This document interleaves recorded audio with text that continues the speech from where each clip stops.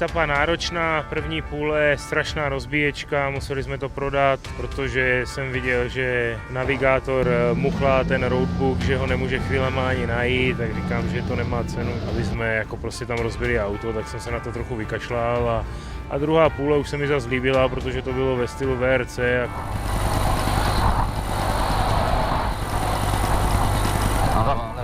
Zase rolety s jedním vykřičníkem, 120 metrů.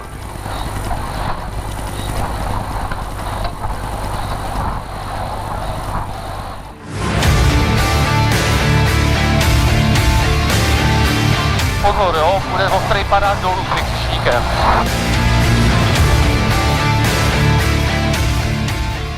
Věděl jsem, že jedeme třetí, protože jsme stahovali Nikolajeva, který nasadil úplnou palbu na tom v té první části. Za náma letěl Marděv, jako to, co tam předváděli oni s těma Ivekama, tak jsem věděl, že mi ujedou, ale to jsem prodal a pak jsem viděl, jak už někteří spravují, takže říkám, že se to vyplatilo to prodat. Nepamatuju si, v životě jsem takovýhle úsek 120 km nikdy nejel. Rozbitý, rozkákaný, byl tam písek, feš tam byl, nekonečných 120 km. A jdou do velký díry. Další díra tady, bacha. A tady to půjde za 200 metrů doprava, jo? A měli jsme v té druhé části, kdy jsme jeli v prachu, auto nás jeli jsme za autem zhruba asi 30-40 km, nechtělo nás pustit a jsme se poslali na něj co nejvíc nalepit, aby jsme v DZ zóně ho byli schopni předjet. No, přelídli jsme zatáčku, nebyla vidět, tak jsme z ní vyjeli a naštěstí tam nic nebylo a vrátili jsme se zpátky na cestu a pokračovali jsme dál. To je to, triále. Dneska to bylo opět dlouhý, najeli jsme asi 950 km celkem. Vždycky každý den nějaký extrém, dneska byl extrém, že tam bylo příšerný horko. V té kabině snad bylo 55 stupňů. Hned na 19 km zůstaly asi 4 auta stát, tam zahrabali.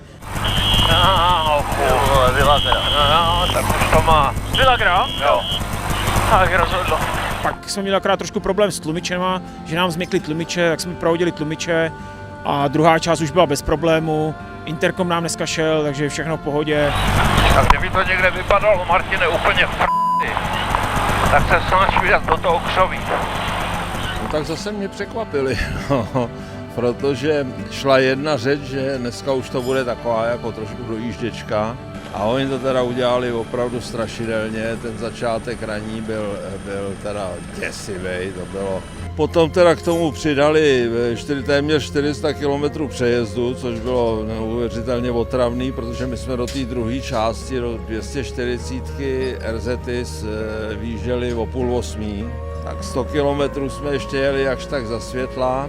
No a celý zbytek jsme jeli pod mě a z takového jako opravdu VRC terénu se postupně stával triál.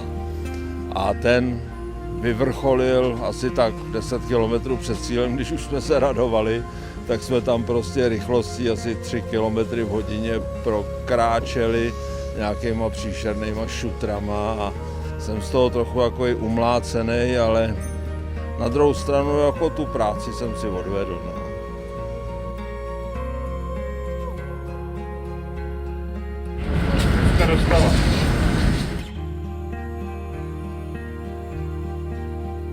Zaplať pánbůh, zítra už jenom krátká etapa, je konec.